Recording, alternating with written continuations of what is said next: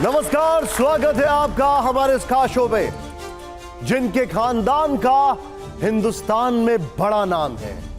ईश्वर अल्लाह एक है, बस इतना सा पैगाम है।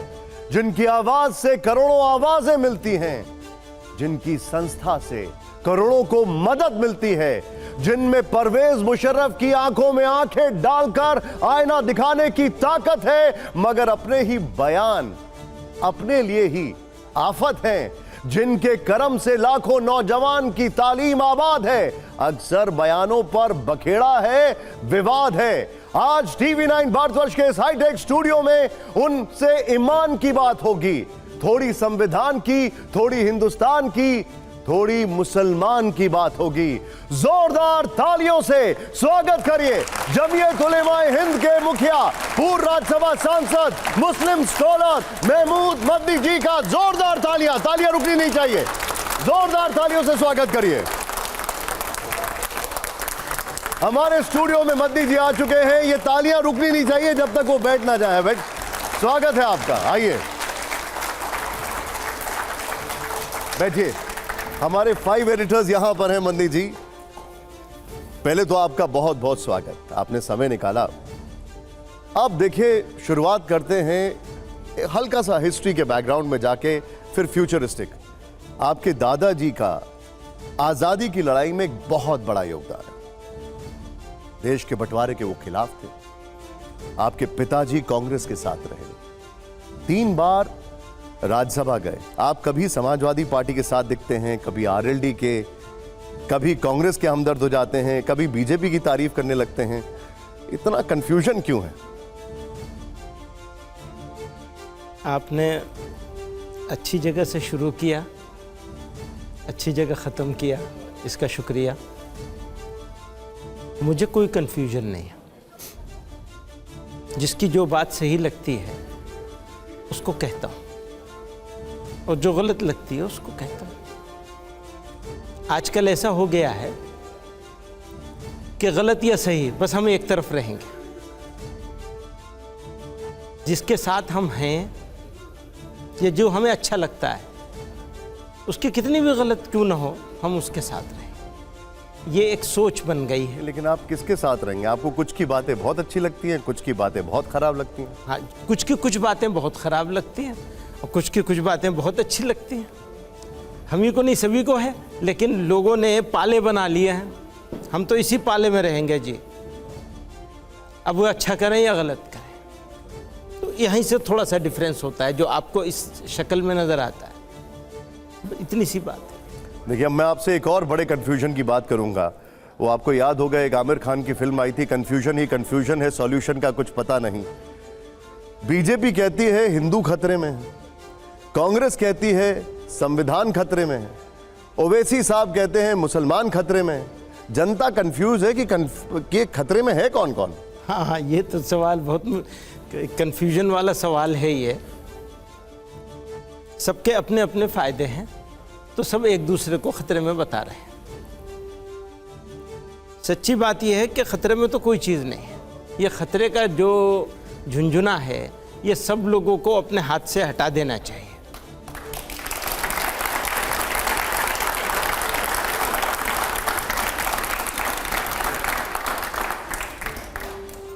तो इतनी सी बात है। तो क्या कहीं ऐसा तो नहीं कि ये पॉलिटिशियन ही खुद खतरे में, इसलिए औरों को खतरा बताते हैं? जिसको खतरा लगता है वो खतरा बताने लगता है, या जो अपना कुछ हासिल करना चाहता है वो खतरा बता के।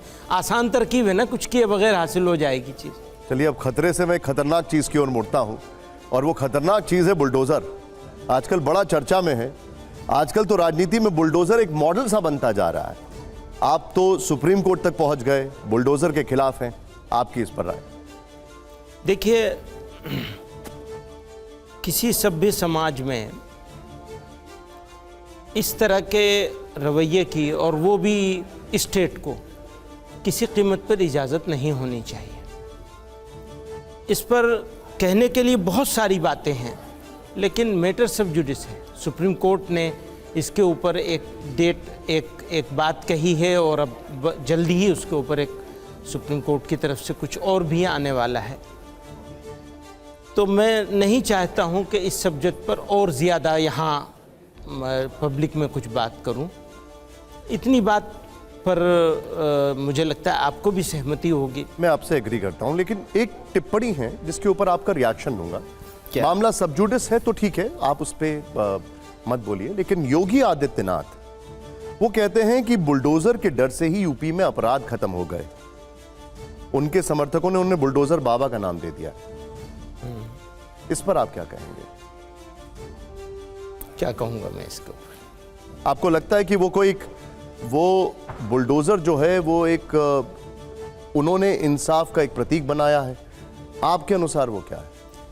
यही इसी को तो सुप्रीम कोर्ट को डिसाइड करना है। इसके ऊपर सुप्रीम कोर्ट का डिसीजन आएगा कि वो क्या समझती है। तो हमारे कहने से ज़्यादा अच्छा है कि सुप्रीम कोर्ट इसके ऊपर कहे।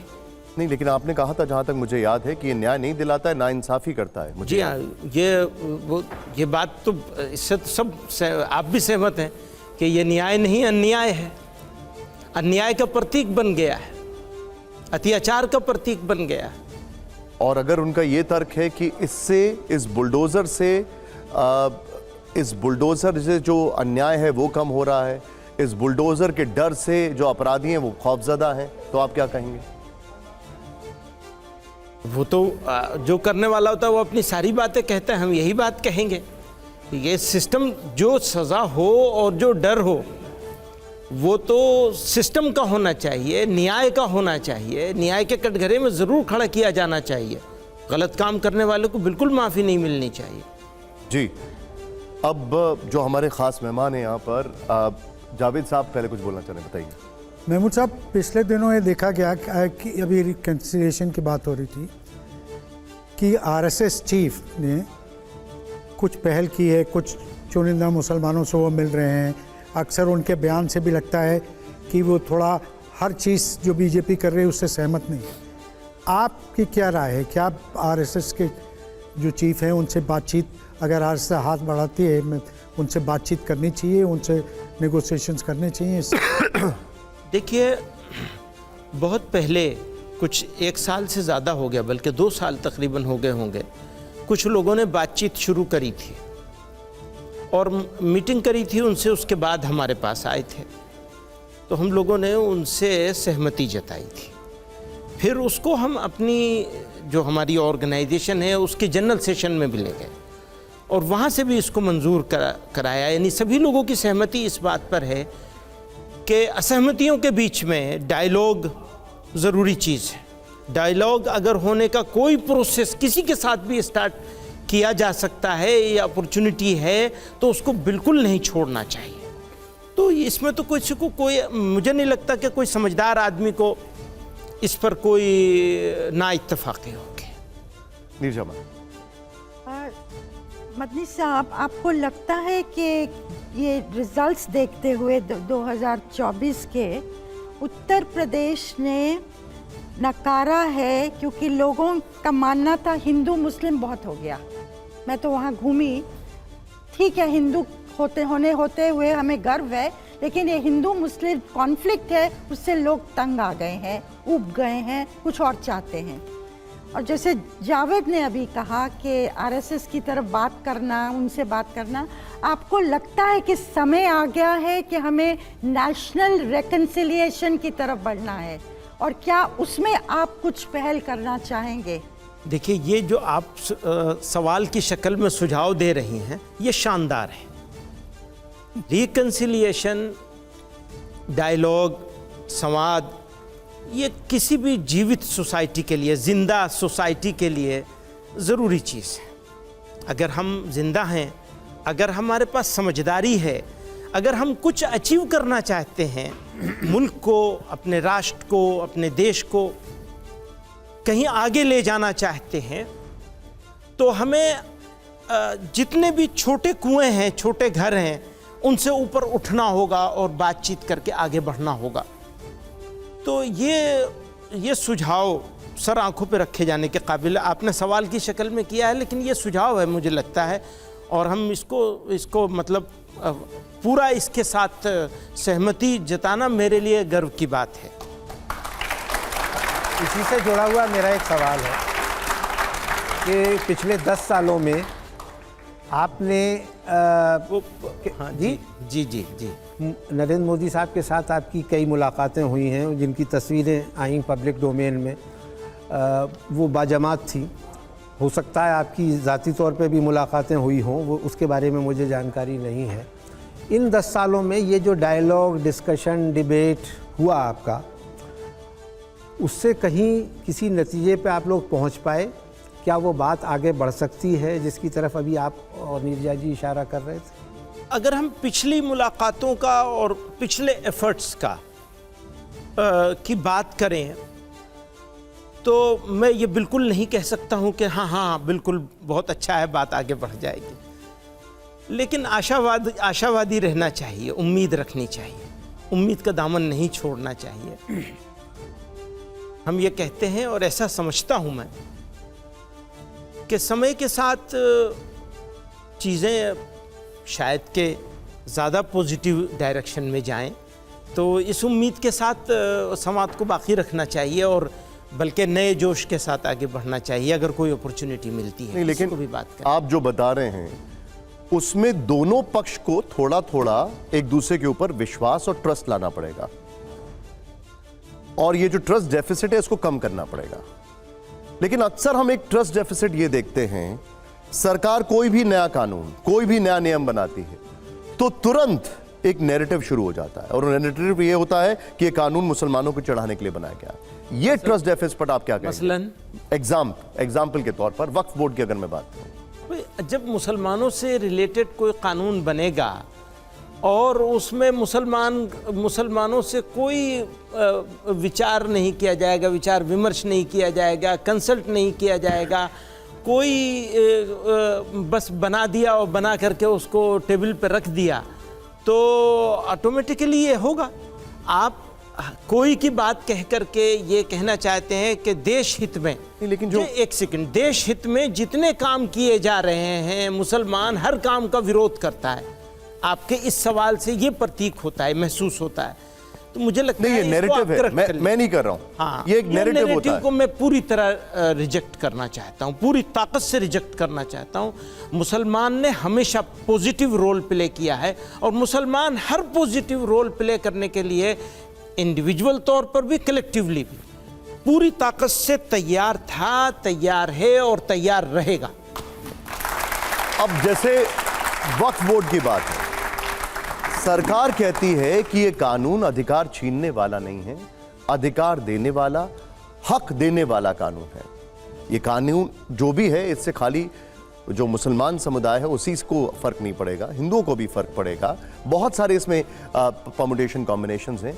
तो फिर ये नैरेटिव कैसे शुरू हो जाता है कि ये जो कानून है ये मुसलमानों के खिलाफ है, ये मुसलमानों का अधिकार छीनने का कानून है? तो इसको समझा लें, हम तो समझने के लिए तैयार बैठे हैं। समझा लें कि ये इससे फ़ायदा हो रहा है, इससे सशक्तिकरण हो रहा है वक्फ बोर्डों का, औकाफ का, इसकी हिफाजत होगी। समझा लें, हम समझने के लिए तैयार हैं।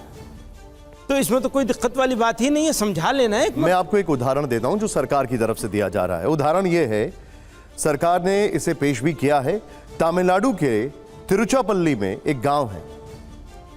अब ये गांव जो है बताया, बहुत लोग नहीं, आप मुझे पहले सुन लें फिर आप मुझे बताइएगा, क्योंकि जो हमारे दर्शक हैं उनको भी ये पता होना चाहिए। यहां सारी आबादी हिंदू है, कभी कोई मुस्लिम नहीं रहा। गांव का इतिहास 1500 साल पुराना है। कहते हैं कि इसको हिंदुओं ने बसाया। यहां भारत में इस्लाम के आने से पहले का है इसका इतिहास, लेकिन कुछ वक्त पहले गांव वालों को पता चला कि पूरा का पूरा गांव वक्फ की जमीन है। ऐसे देश में न जाने कितने मामले हैं जिनका समाधान नहीं हो पा रहा है। उनके लिए तो सुधार होना बहुत जरूरी है भैया। उनके लिए सुधार अगर कुछ है ऐसा और उसके लिए कुछ सुधार होना है तो उसके लिए तो बहुत पूरा प्रोसेस मौजूद है उसका। ऐसा थोड़ी है कि किसी के कह देने से या किसी बोर्ड के लिख देने से या कहीं बोर्ड लगा देने से, अनाउंसमेंट कर देने से सारी चीज़ ख़त्म हो जाएगी। ऐसी जैसा उदाहरण आपने ये एक दिया, ऐसी 100 उदाहरण ऐसे दिए जा सकते हैं जो औकाफ की बिल्कुल सारे पेपर्स के साथ, सारी चीज़ों के साथ औकाफ की ज़मीनें हैं और वो किसी और के कब्ज़े में हैं, उसका यूज़ ही चेंज कर दिया गया है। तो ऐसी तो मिसालें दोनों तरफ मिल सकती हैं। तो ये तो एक कोई एक इंसिडेंट की बात कर रहे हैं, मैं एक प्रोजेक्ट की बात कर रहा हूँ। गवर्नमेंट ऑफ इंडिया अगर हमारी मिनिस्ट्री कोई बिल लेकर के आ रही है कुछ ऐसे कई जगह, जैसे सूरत में म्युनिसिपल बिल्डिंग है, ऐसे कई उदाहरण है भारत सर, यही मैं कह रहा हूं, कोई अमेंडमेंट लेके आ रहे हैं तो वो एक पूरा प्रोजेक्ट है। मैं उस प्रोजेक्ट की बात कर रहा हूं, आप इंडिविजुअल इंसिडेंट्स की बात कर रहे हैं। तो कोई इंडिविजुअल इंसिडेंट्स कहीं का कोई हुआ है, सही हुआ है, गलत हुआ है, तो इसका ऐसा तो है नहीं कि किसी के कह देने से कुछ हो जाएगा, उसका एक सिस्टम है। नहीं देखिए, मैं राजेश जी के पास आ रहा हूं। इंडिविजुअल इंसिडेंट में मास अफेक्टेड हो रहा है तो ये एक इंडिविजुअल इंसिडेंट नहीं रह जाएगा, ये एक अपने आप में एक बहुत बड़ा बोन ऑफ कंटेंशन। बात ये है कि औकाफ की ओरिजिनल कंडीशन क्या है। आज की तारीख में जिस तरह ये बिल लाया गया है उससे ऐसा मालूम होता है जैसे ये पब्लिक प्रॉपर्टी है, मेरी चीज़ है, मुझे दान करना है, दान करने का जी चाह रहा है। और यहाँ के सारे धर्मों में, सारी संस्कृतियों में, इंडिया भारत की ख़ास तौर से दान करने का रिवाज है, शौक़ है, खाया जाता है इसे कि गरीब लोगों की मदद करने के लिए अरेंजमेंट किया जाए। मैंने, मेरे दादा ने, परदादा ने, किसी ने कोई ज़मीन दान कर दी, उसके ऊपर सरकार उस तरह से, एक तो आप लोगों ने, यानी आपसे मुराद आप नहीं हैं, लेकिन मीडिया ने जिस तरह का नैरेटिव बिल्ड किया है, बनाया है, वो आसान है। आज की तारीख में मुसलमानों से रिलेटेड कोई भी इशू हो तो फिर ज़्यादा तर्क देने की ज़रूरत नहीं है, आसान होता है उसको पब्लिक डोमेन में ले जा करके उसको वो कर लेना। ऐसी खेल औकाफ के साथ हो रहा है, तो इसको आप उस तरह नहीं, उस तरह देखिए। ठीक, राजेश साहब। मदनी साहब, आप आलिम हैं इस्लाम के और मुझे दीन का बिल्कुल कुछ भी नहीं मालूम, लेकिन फिर भी उस तरह से सवाल करूंगा। आप सियासतदान भी हैं, लेकिन सियासत का सवाल मैं नहीं करूंगा। मुसलमान इस वक्त, चाहे हिंदुस्तान हो या मगरिबी मुल्क हो, कहीं पर भी वो एक तरह से रिसीविंग एंड पे है, ये कहा जाता है। और जो इस्लाम के ख़िलाफ़ लोग हैं वो कुरान मजीद से उदाहरण देते हैं कि उसमें काफिरों का कत्ल करने की बात कही गई है।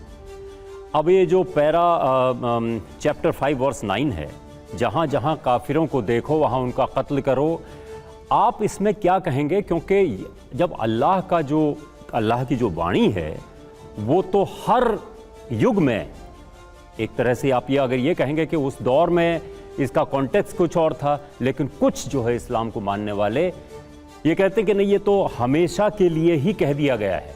तो ये काफिरों को कत्ल करने की जो बात है, दुनिया के, इस पे आपका नजरिया क्या है? आपसे सवाल ये पहले भी किया गया होगा जी। दुनिया में डिफरेंट इंटरप्रिटेशन हुआ है, शुरू से लेकर अब तक अलग अलग तरह के इंटरप्रिटेशन होते चले आए हैं, लेकिन सारे इंटरप्रिटेशन जितने आज तक हुए हैं सब इस बात पर मुत्तफिक हैं कि ये एक स्पेशल कैटेगरी और एक ख़ास हालात में किया गया था। पहले तो यही देखना होगा कि काफिर है कौन और कौन नहीं है। मतलब यहाँ सब लोगों को समझाया जाता है कि जो भी नॉन मुस्लिम है वो सब काफिर है, ये भी एक डिबेटेबल सब्जेक्ट है। अब मैं ये सारी बात कहते हुए, क्योंकि ये काफ़ी डिटेल में जाना पड़ेगा अगर हम इसको समझाने की कोशिश करेंगे आपको, एक बात बिल्कुल 2 टूक क्लियर मैं कह सकता हूँ, और ये बात कही जाती रही है। ये जो बात इन्होंने जहाँ शुरू करी थी कि भारत के विभाजन का विरोध किया गया, कितना बड़ा नैरेटिव बनाया गया था कि इस्लाम के नाम पर एक स्टेट क्रिएट होगी, पहली इस्लामिक स्टेट बनेगी, ये दावा किया जा रहा था उस ज़माने में। तो उलमा ने, रिलीजियस स्कॉलर्स ने, उनकी और सबसे बड़ी ऑर्गेनाइजेशन ने और उनके इंस्टीट्यूशन ने ये फैसला किया कि नहीं, ये डिमांड ही गलत है बुनियादी तौर, डिमांड अन इस्लामिक है। हुसैन अहमद मदनी ने, मौलाना हुसैन अहमद मदनी ने किताब लिखी इसके ऊपर, कंपोजिट नेशनलिज्म एंड इस्लाम, मुत्तहिदा कौमियत और इस्लाम। यानी पॉलिटिकली, जियोग्राफिकली डिफरेंट रीजंस थे जिसकी वजह से वो बनाए जाने का विरोध किया जाना था, लेकिन उन्होंने कहा नहीं, इस्लाम के नज़र से भी ये गलत है। इसका मौलाना मेरा सवाल कुछ दूसरा था, मेरा सवाल आज़ादी का नहीं। इसी सवाल का जवाब है ये, अगर किसी वजह से ये कुरान ने हुक्म दिया होता तो फिर उसको अपोज कैसे किया जा सकता था, उस आइडिया को? समझ रहे हैं? जब किसी को जिंदा ही रहने का अधिकार नहीं दिया जा रहा हो, तो फिर आप ये बताइए साथ रहने का मामला और अलग होने वालों का विरोध कैसे किया जा सकता है और साथ रहने की वकालत कैसे की जा सकती है? वो मैं थोड़ा सा उसको समझाने की कोशिश कर रहा हूँ। तो दरअसल जहां आपने कहा ना शुरू में, वो बहुत सही बात कही कि जो लोगों को चिढ़ है, विरोध है और सोच समझ करके इस्लाम का विरोध करना चाहते हैं, ये उनका प्रोपेगेंडा है। वरना जितने भी इंटरप्रिटेशंस हैं इस्लाम के, उनमें से कोई एक इंटरप्रिटेशन भी, उनमें कई इंटरप्रिटेशन ऐसे हैं जो बहुत रीजनेबल हैं, जो ज़रा कम रीजनेबल लगते हैं देखने में, वो लोग भी इस बात पर मुत्तफिक नहीं है कि हर एक आदमी के ऊपर ये लागू होता है। स्पेशल हालात हैं, स्पेशल सर्कमस्टेंसेस हैं, स्पेशल सिचुएशन है, तो कहा गया है। वो एक टेम्परेरी बात, यानी उस वक्त के लिए, उस सिचुएशन के। हमारे एक और एडिटर, मैं उनके पास अभी आने वाला हूं, लेकिन मैं एक शुद्ध पॉलिटिकल आपसे सवाल पूछता हूं। राहुल गांधी का कहना है कि उन्होंने नफरत के बाजार में मोहब्बत की दुकान खोली है। मेरा सवाल आपसे यह है कि आपको उनकी दुकान अच्छी लग रही है, उसकी दुकान का जो सामान है ठीक लग रहा है? देखिए, मोहब्बत की कोई भी बात करें, आप करें, कोई और करे, वो उसको तो डिनाई कैसे किया जा सकता है? अब अगर उसकी कोई तारीफ करेगा तो आप कहेंगे तुम आज फिर राहुल गांधी की तारीफ करने लगे, तो इसलिए वो मैं उसकी तारीफ नहीं करता। लेकिन जो बात कही जा रही है वो तो काबिल तारीफ है। वो कोई भी कहेगा, मान लीजिए अगर कोई और भी कहे जिनसे हम असहमत हैं, वो पूरी तरह से 100%, वो भी कहेगा, तो ये इस बात तो फिर मैं आपसे सीधे ही पूछ लेता हूं, राहुल गांधी आपको कैसे लगते हैं? बस ये अच्छी बात है। आप कहेंगे राहुल गांधी कैसे लगते हैं, तो मैं आपसे कहूंगा आपसे ज्यादा अच्छा कौन लगेगा मुझे? नहीं, लेकिन मैं अब राहुल गांधी के नाम पे आप डिप्लोमेटिक क्यों हो रहे हैं? मैं सीधे सीधे पूछ रहा हूं, आपको राहुल गांधी कैसे लगते हैं? ऐसा है ना कि आप यही एक चलन हो गया है बाजार में आज के, कि आप होंगे तो बस पूरे होंगे और नहीं तो नहीं होंगे। चलिए, आप मुझे ये बता दीजिए, राहुल गांधी में आपको क्या अच्छा लगता है, क्या बुरा लगता है? अब आप आधे पूरे जो भी आप बता दीजिए। काफी बदलाव है, मेहनत कर रहे हैं, लोगों के बीच में जा रहे हैं, तो ये अच्छी बात है। लोग उन्हें एक्सेप्ट भी कर रहे हैं, तो अच्छा है, मेहनत कर रहे हैं। और क्या बुरा लग रहा है?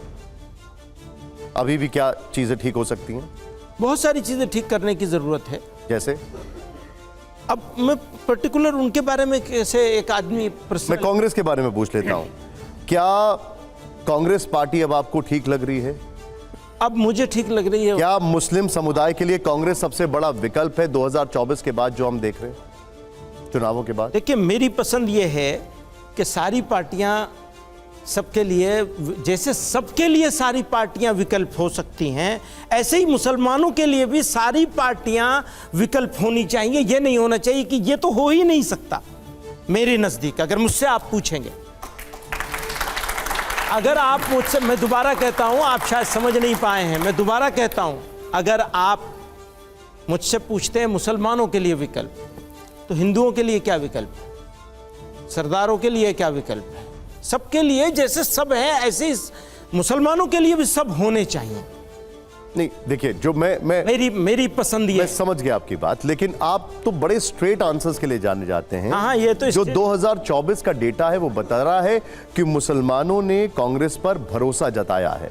तो खाली मुसलमानों के भरोसा जताने से कांग्रेस को इतने वोट मिल सकते थे? नहीं, तो फिर सबने जताया है, बहुत से लोगों ने जताया। तो क्या कांग्रेस, मुसलमान भी हैं उनमें, तो क्या अब जो मुस्लिम समुदाय है वो कांग्रेस के ऊपर पूरी तरह ट्रस्ट कर सकता है कि ये हमारी पार्टी है? भाई, मैं ये कैसे कहूँगा कि मुसलमान सारा उनके ऊपर ट्रस्ट कर सकता है या सारा किसी और पे ट्रस्ट कर सकता है? ये सवाल तो जब समय आएगा तब खुद फैसला करेगा मुसलमान। आपका एक बयान था कि कांग्रेस जो है वो मोदी के नाम पर डराकर मुसलमानों से वोट मांगती है। क्या आज, हाँ, क्या आप आज भी इस बयान पर कायम हैं? ये एक बयान एक खास कॉन्टेक्स्ट में दिया गया था, राजस्थान के कॉन्टेक्स्ट में था वो। आज भी हम कहते हैं भाई, किसी को किसी से डराकर वोट नहीं लेना चाहिए, और हम किसी के डर के मारे हमें वोट देना नहीं चाहिए किसी को। नहीं, तो कांग्रेस क्या आज भी मोदी के नाम का हुआ बनाती है? आपको लगता है ऐसा? आज? हाँ, आज तो अभी कोई इलेक्शन नहीं है, जब आएगा जब देखेंगे। इलेक्शन आ रहे हैं, इलेक्शन का प्रोसेस शुरू हो चुका है। मैं जम्मू कश्मीर की बात कर रहा हूं, हरियाणा की बात कर रहा हूं, आने वाले समय में और भी है। क्या कांग्रेस अभी भी मोदी के नाम से मुसलमानों को डराती है? आपको लगता है? कांग्रेस को डराने की जरूरत नहीं है, वो तो यही लोग काफी हैं। जो काम कांग्रेस के खाते में डल रहा है वो काम तो ये लोग खुद ही कर रहे हैं, यही काफ़ी है इस काम के लिए। अब आपको एक और बयान याद दिलाता हूं मैं। गुजरात के दंगों में कांग्रेस के नेता भी शामिल थे, ये भी बयान था। हाँ वो है, वो तो मैंने लिस्ट दी थी बाकायदा, आप इस पे 2002 की। हाँ बिल्कुल। अशोक गहलोत बीजेपी के एजेंट हैं, ये भी बयान है आपका। वो भी एक खास कॉन्टेक्स्ट में, राजस्थान के एक फसाद के कॉन्टेक्स्ट में दिया गया था। नहीं लेकिन मैंने ये बात नहीं कही बीजेपी के एजेंट, बिल्कुल नहीं कही। तो आप जब कहते हैं कि इतना सब वो इधर से उधर हो रहा है, तो फिर मोहब्बत की दुकान आपको कैसे पसंद आ रही है? मैंने बताया ना कि मोहब्बत जो करेगा मोहब्बत की बात, वो कोई हो, अगर मोहब्बत की, जोड़ने की, आपस में मिलाने की बात करेगा, उसको तो स्वागत किया ही जाएगा। नहीं तो मोहब्बत की बात और आपने वही पीछे मैं डर। कह रहा हूं कि आपने उस एक जुमला मुझसे पूछ के मुझे पूरा कांग्रेसी बना दिया। ये तो ठीक बात नहीं है ना, बहुत नहीं अन्याय तो है। मैंने आपके तो इंट्रोडक्शन में कहा कि बड़ा कंफ्यूजन, उस कंफ्यूजन को क्लियर कर दीजिए। हर चीज से क्लियर हो रहा है, बार बार कह रहा हूं मैं इस बात को कि जिसकी जो बात सही होगी वो बात कही जाएगी। ओके, अगला सवाल लेने से पहले मैं एक सवाल आपसे पूछता हूं। मदनी जी को आजकल किसकी बात सबसे ज्यादा सही लग रही है, चाहे वो पॉलिटिशियन हो या पार्टी हो? आपके अनुसार कौन है फ्यूचर? फ्यूचर कौन है जी, मैं नहीं कह सकता, किसी को नहीं कह सकता। इतने बड़े गैमेट में, इतनी बड़ी गैलेक्सी में नहीं कह सकता। अलग अलग सिचुएशन में अलग अलग लोग होते हैं, अलग अलग जगहों पे काम कर रहे होते हैं। वैसे भी इंडिया तो बहुत डाइवर्स मुल्क है और बहुत ज़बान के हिसाब से, कल्चर के हिसाब से, संस्कारों के हिसाब से, मजहबों के हिसाब से बहुत बटा हुआ मुल्क है। तो आप एक के ऊपर क्यों लाना चाहते हैं? ओके, रामकृपाल जी वो बड़ा क्लैरिटी से और जमकर राहुल गांधी पर तो नहीं बोल रहे हैं, आप क्या कहेंगे? कुछ बीजेपी पे बुलवा दीजिए। नहीं, मैं वो भी है सवाल। मदनी साहब मैं इनको सुनता रहता हूँ, इतना अच्छा लहजा है इनका और अच्छे ढंग से बोलते हैं और कन्विंस भी करते हैं। मैं आपसे एक, जैसे राजेश जी ने जो सवाल एक फंडामेंटल उठाया था, मैं एक निदा फाजली की एक लाइन है, मैं उस पर आपका राय चाहूँगा। उन्होंने कहा है कि हिंदू भी मज़े में है, मुसलमान भी मज़े में, इंसान परेशान यहाँ भी है वहाँ भी। अभी आपने जो बात कही है, मैं इसलिए, मेरी भी उम्र करीब 70 के आसपास है। मैंने बहुत अच्छे ढंग से उस गांव में रहा हूँ जहाँ हिंदू मुसलमान हम लोग मिल के रहते थे। अभी आपने कहा खतरे में है, वो सब लोग कहते हैं, कोई कहता है खतरे में है। तो जैसे आपने कहा कि ये खतरा जनता में नहीं है, जनता की तरफ से तो खतरा कभी दिखा नहीं, लेकिन 90 के बाद से जो राजनीति बदली है, करीब 34 वर्ष हो गए, इसमें क्या आप मानते हैं इस बात को कि कहीं न कहीं जो लोग ये मोहब्बत का पैगाम, मैं सिर्फ राहुल की बात नहीं कर रहा हूँ, उन तमाम नेताओं को जो अपने अपने, चाहे वो हिंदू हो, मुसलमान हो, सारे लोग, अगर ये लोग ना होते और ये लोग अगर समाज में विश्वबमन न करते तो एक बेहतर स्थिति पहले थी और हो भी सकती है। मैं केवल एक सवाल और इसी में आपसे पूछ रहा हूँ, जैसे उदाहरण दे रहा हूँ, भूल जाइए कि कांग्रेस और बीजेपी की बात, 10 वर्षों से एक सरकार है, क्या उस सरकार ने कोई ऐसा काम किया है छोटा सा भी जिसका कि सब लोग तारीफ कर सके? क्या ऐसा नहीं हुआ? क्या हर काम जो भी पिछले बार से 10 साल में मोदी जी ने किया है या उनकी सरकार ने, बीजेपी ने, वो हर काम जो है वो माइनॉरिटीज के लिए उसका विरोधी होना चाहिए? मैं एक बात कह रहा हूं, ऐसे ही दूसरी तरफ से भी। तो मेरा ये कहना है कि जैसे आप कह रहे थे, क्या आपको नहीं लगता कि जो लोग मशाल लेके निकले हुए हैं उसके बजाय अगर मशाल लेके न निकलते तो एक बेहतर समाज होता, और हम बेहतर समाज पहले जी चुके हैं? क्या ऐसे बेहतर समाज की कोई भविष्य में उम्मीद है, आपको लगती है? देखिए, सिचुएशन तो काफ़ी गंभीर है, इसको मानना चाहिए। टोटल डिनायल नहीं हो सकता कि समाज में जो पोजीशन अब से पहले थी उससे ख़राब नहीं हुई है, कुछ न कुछ खराबी की तरफ जा रहे हैं। और कई लिहाज से चिंता भी है, लेकिन उस चिंता के ऊपर सलीके से चिंतन होना चाहिए, बहस होनी चाहिए, संवाद होना चाहिए। तो इसकी ज़रूरत तो बहरहाल है और मैं यही उम्मीद करता हूँ कि मुल्क पहले से बेहतर होगा और बेहतरी की तरफ जाएगा। लेकिन ये एफ़र्ट हम सब लोगों को मिलजुल के करनी होगी कि जो मिसअंडरस्टैंडिंग्स हो गई हैं या गलतियाँ हैं, हर समाज के अंदर कुछ कुछ गलतियाँ भी हैं समाज के लोगों में, उसको भी सुधारने की ज़रूरत है। तो दोनों तरफ से काम करना चाहिए। जी हाँ। अब मैं आपसे खुल के पूछ लेता हूं, राहुल गांधी की तो बात हो गई, लेकिन नरेंद्र मोदी, सीधे सवाल है ना, नरेंद्र मोदी कैसे नेता लगते हैं आपको? देखिए, मैंने इसी तरह के प्लेटफॉर्म पर शायद इंडिया टीवी में या कहीं फॉरेन पॉलिसी के ऊपर खुल के तारीफ की थी। शानदार काम हो रहा है।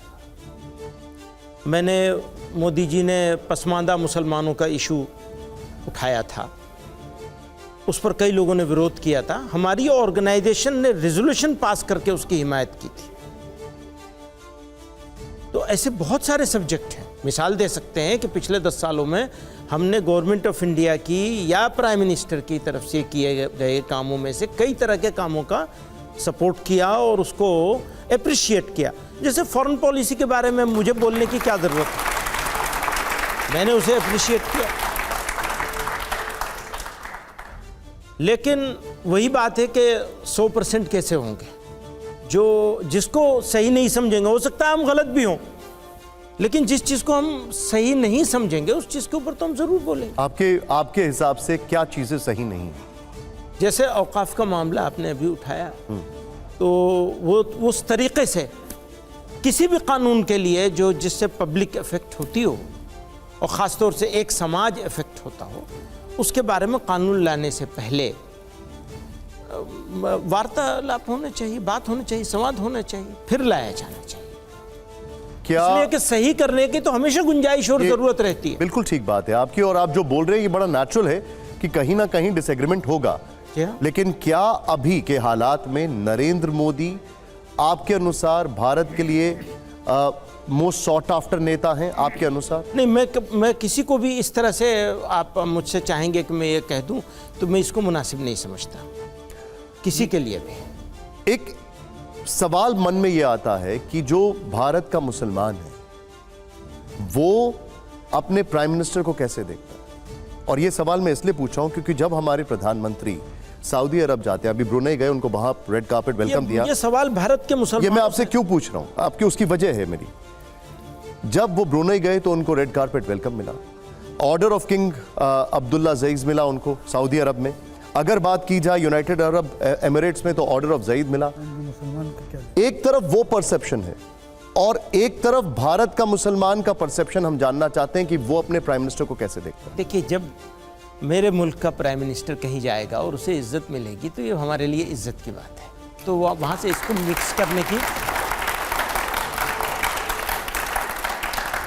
मिक्स करने की ज़रूरत नहीं है। लेकिन भारत का मुसलमान उन्हें कैसे देखता है, ये सवाल भारत के मुसलमान से करने से ज़्यादा ज़रूरी है उनसे किया जाए कि वो भारत के मुसलमान को कैसे देखते हैं। नहीं तो देखिए, मेरा ये सवाल इसलिए है कि जब वो मुस्लिम देशों में जाते हैं उनको ऑनर मिलता है और यहाँ पर ये छवि बनाई जाती है, प्राइम मिनिस्टर हैं, यहाँ पर ये छवि बनाई जाती है। सर, वो भारत के प्राइम मिनिस्टर हैं, उन्हें जाएंगे, इज्जत मिलनी ही चाहिए। वहां पे अगर जाएंगे तो उनको इज्जत मिलनी ही चाहिए। नहीं, लेकिन ये अपने आप में अनप्रेसिडेंटेड रहा है और मैं इसलिए आपसे पूछ रहा हूं, यहां पर ये छवि बनाई जाती है कि वो मुस्लिम विरोधी हैं और वहां पर मुस्लिम देशों में उनको ऑनर दिया जाता है, हाईएस्ट ऑनर। ये छवि किसी और ने नहीं बनाई है, ये छवि उनके एक्शंस ने बनाई है उनको। कौन से एक्शंस हैं वो? बहुत सारे हैं, बहुत सारे हैं, तो उन्हीं से पूछिए ना, उन्होंने कैसा 2013 का मैं कैबिनेट कैसी बनाई हुई है, उन्होंने अपने साथी कैसे चुने हुए हैं, उसमें कहाँ है कौन नजर आता है, ये सब तो आप उनसे सवाल करें। क्या दिक्कत है आपको उससे? नहीं, हमें कोई दिक्कत नहीं है। नहीं तो आपने कैबिनेट की बात की है, कैबिनेट की बात की तो उससे एक छवि क्या जा रही है? उनकी उस कैबिनेट में कोई मुसलमान नजर आता है आपको? कोई मुसलमान नजर आता है? जी हाँ। मतलब आपका ये कहना है कि वो रिप्रेजेंटेशन जो है मुसलमानों का अपनी कैबिनेट में नहीं कर रहे हैं, और ये एक बड़ी गलत बात। मुझे दो बातें हैं, आपके उस सवाल के जवाब में कह रहा हूं, मेरी कोई शिकायत नहीं है। नहीं, मैं आपसे पूछ रहा हूं। हाँ बिल्कुल, मुझे इसको लेके कोई शिकायत नहीं है। आप सवाल मुसलमानों से कर रहे हैं, इस वजह से मुझे ये कहना पड़ रहा है कि ये सवाल उनसे और उनकी पार्टी से किया जाना चाहिए कि वो मुसलमान को किस रूप में देखते हैं, घुसपैठिया के रूप में देखते हैं, फॉरेनर के रूप में देखते हैं, इस मुल्क के लिए नासूर, ठीक न होने वाले नासूर की शक्ल में देखते हैं, किस शक्ल में देखते हैं, वो बताएंगे। इसका फैसला वो करेंगे, मैं कैसे करूँ? वो मोदी भाईजान कैंपेन शुरू करते हैं, पसमानदा मुसलमानों की बात हम करते उसको हैं, वेलकम करते हैं। संघ कहता है कि मुस्लिम भाइयों को जोड़ना चाहिए, और बिल्कुल। आप कह रहे हैं कि परसेप्शन में कहीं फ्लॉ है। नहीं, परसेप्शन का सवाल नहीं, आपके सवाल का सवाल है। आपने सवाल किया मुसलमान उन्हें क्या देखता है, हाँ, तो मेरा सवाल ये कि वो मुसलमान को क्या देखता तो यही तो मैं आपको है बता और रहा हूं। उनकी टीम मुसलमान को क्या देखती अच्छा, जब 2013 में जब नरेंद्र मोदी पीएम का चेहरा बने, उस वक्त तमाम मुस्लिम धर्मगुरुओं ने उनका विरोध किया। है। किसने विरोध किया? एक मिनट, लेकिन उस वक्त आप शायद इकलौते ऐसे मुस्लिम गुरु थे जो नरेंद्र मोदी के समर्थन में खुलकर बोले। आप क्या आज भी नरेंद्र मोदी आप के लिए वो आपका जो नजरिया है वो कायम है? देखिए, जिसको आप समर्थन कहते हैं वो आपस में जोड़ने की कोशिश है, उस पर हम उस वक्त भी थे, आज भी हैं, उसी तरह से, कोई बदलाव नहीं है। बातचीत का कोई मौका होगा, उसको गंवाएंगे नहीं। कोई सही काम समझ में आएगा, आप अप्रिशिएट करवाना चाहेंगे या मुझे खुद से अप्रिशिएट करना होगा, हम खुद से करेंगे इसको अप्रिशिएट। हमारे प्राइम मिनिस्टर हैं मुल्क के, मुल्क से बाहर होंगे वो कहीं, उनकी इज्जत हमारे देश की इज्जत है, हमारे लिए गर्व की बात है। अंदर होंगे और इंटरनल इश्यूज पर बात हो रही होगी तो हम असहमति पूरी जताएंगे, पूरी ताकत से जताएंगे। इसका मतलब यह नहीं है कि हम उनके विरोधी हो जाएंगे, कभी नहीं होंगे। हम असहमत हैं, हम उनके कार्यशैली में बहुत सारे काम ऐसे हैं जिनके बारे में हमारी असहमति, जैसे आपने औकाफ के बारे में बात करी। लेकिन आप ये चाहें कि हम पूरा सहमत हो जाएं या पूरे असहमत हो जाएं, हर हाल में उनको बुरा कहने लगे, ये पॉलिटिक्स वालों का काम होता है, हमारा काम। पॉइंट एक नीरजा मैम, पूछना चाह रही थी यूनिफॉर्म सिविल कोड के संदर्भ में जी। 40 साल पहले जब पत्रकारिता में मैं लिखती थी, शाहबानू जजमेंट आया था, तो उस समय हम लोग लिखते थे कि अगर कोई रिफॉर्म होना चाहिए तो मुस्लिम कम्युनिटी के अंदर से आना चाहिए, ये पोजीशन रहती थी। और 40 साल बाद भी हम ये लिख रहे हैं कि रिफॉर्म अंदर से आना चाहिए। क्यों नहीं रिफॉर्म की पहल मुस्लिम कम्युनिटी के अंदर से आ रही? क्या बाधाएं हैं? क्यों नहीं महिलाओं को इक्वल राइट्स की बात हो रही? देखिए, महिलाओं को इक्वल राइट्स तो ज़रूर होने चाहिए। इसके ऊपर आपकी दोनों बातों से मुझे सहमति है। इस बात से भी सहमति है कि महिलाओं का इक्वल राइट, इस्लाम ने जो इक्वल राइट्स दिए हैं वो उसको हर हाल में मिलने चाहिए, मिलते भी हैं, लेकिन मिलने भी चाहिए और दिखने भी चाहिए। मिलते हैं, दिखते नहीं हैं। एक ये, इस बात से पूरी तरह सहमति है। इस बात से भी सहमति है कि हाँ, जो कुरीतियाँ हैं, जो ख़राब काम इंडिविजुअल्स करते हैं और वो इस्लाम के सर पड़ जाती है, उसको बंद होना चाहिए और रिफॉर्म, इंटरनल रिफॉर्म होना चाहिए, डिस्कशन होना चाहिए, काम किया जाना चाहिए। वैसे भी तालीम जैसे बढ़ेगी बहुत सारी चीज़ें और सुधरेंगी यकीनन।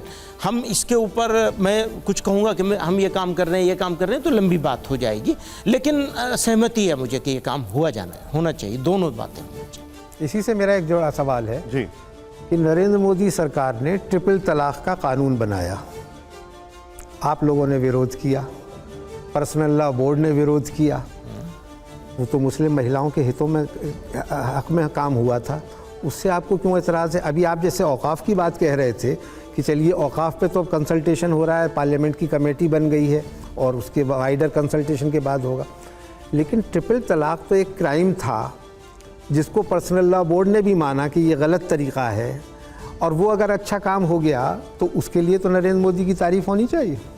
नहीं, लेकिन वो जिस तरीके से हुआ है और जो किया गया है, इससे अब अभी इसके ऊपर आप रिसर्च कर लीजिए कि इससे फ़ायदा हुआ है।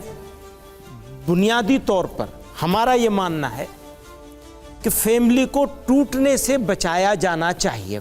पहली कोशिश ये होनी चाहिए कि जो फैमिली बन रही है वो जब बन गई है तो बनने के बाद टूटने का इंसिडेंट मिनिमाइज होना चाहिए, बननी चाहिए। जिस तरह से बना, एक तरफ ये कह रहे हैं ये होगी नहीं, और दूसरी तरफ ये कह रहे हैं कि जो ये करेगा उसको सज़ा भी मिलेगी। सज़ा मिलती है तो जितनी सज़ा मर्द को मिलती है उससे ज़्यादा औरत को मिल जाती है। तो बड़ा मतलब बड़ा बचकाना सा कानून बनाया है। तो खैर अब ये मैं उस कानून के ऊपर ज़्यादा क्या रोशनी डालूं, लेकिन ये कि चीज़ को सुधारने का मौका था उस वक्त भी ठीक से बनाया जाना चाहिए था, अगर बनाया जाना था, लेकिन गलत तरीके से बनाया गया। तो वही तो नीरजा जी कह रही है कि विद इन कम्युनिटी जो रिफॉर्म होना चाहिए, हाँ, होना चाहिए, वो तो हुआ ही नहीं। वो ठीक नहीं आ रहा है ये सामने। ये मेरा भी यही सवाल था, ये आवाज अंदर से क्यों नहीं आई? हाँ, ये ठीक है, करना चाहिए, कोशिश होनी चाहिए। जावेद साहब, महमूद साहब, एक सवाल हमारे सहयोगी ने आपसे पूछा था, उदाहरण दिया कि मुस्लिम ममालिकों में प्रधानमंत्री जी का स्वागत हो रहा है, तो यहाँ के मुसलमान क्यों नहीं स्वागत कर रहे हैं? तो क्या आप मानते हैं एज एन इंडियन मुस्लिम कि इनको गाइडेड होना चाहिए कि बाहर के ममालिक क्या करें या अपना खुद फैसला चाहिए? नहीं, मुझे ऐसा लगता है कि इनको सूट ही नहीं करता कि इंडिया के मुसलमान इनकी तारीफ करें कुछ। इनको ये सूट करता है गाली दें, पॉलिटिक्स है। दूसरा मेरा सवाल ये है, आपकी जमात। जावेद साहब एक सेकंड, आपने बहुत बड़ा स्टेटमेंट दिया है कि प्राइम मिनिस्टर को सूट नहीं करता है कि देश का मुसलमान उनकी तारीफ करे। हाँ बिल्कुल, उसको वो पसंद नहीं करते। ये आपको कैसे लगता है? मुझे उनके एटीट्यूड से, उनके एक्शन से। प्राइम मिनिस्टर तो पूरे देश का प्राइम मिनिस्टर होता है। वही तो मैं कह रहा हूँ, वही तो समझाने की आपको कोशिश। प्रधानमंत्री आवास योजना, सिर्फ प्रधानमंत्री सड़क योजना, प्रधानमंत्री उज्ज्वला योजना, ये सिर्फ हिंदुओं के लिए नहीं है। वो सब बयान चल, इसमें तो सभी को ही आता है। वो ठीक है, नहीं ये तो सबके घर में आ रहा है। मेरा दूसरा सवाल ये था, आपकी संगठन आसाम में बड़ा एक्टिव है, वहाँ के जो फिलहाल मुख्यमंत्री हैं उनके जो बयानात, अभी उन्होंने कहा कि हाँ मैं साइड लूँगा, हिंदू और मुसलमान में हम साइड लूँगा, मियाँ मुसलमानों को मैं के बारे में उन्होंने विवादास्पद बयान दिया। आपका क्या नज़रिया है? मैंने इस बात पर ये बात कही है और यहाँ दोहरा दूँ इसको कि उनके बयानात, उनके एक्शंस, उनका एटीट्यूड मैं इस मुल्क के संविधान आइन से गद्दारी समझता हूँ पूरी तरह से। जिस तरह से वो बात कर रहे हैं, जिस तरह से वो एक्शंस ले रहे हैं, इससे ज़्यादा और क्या कहूँ।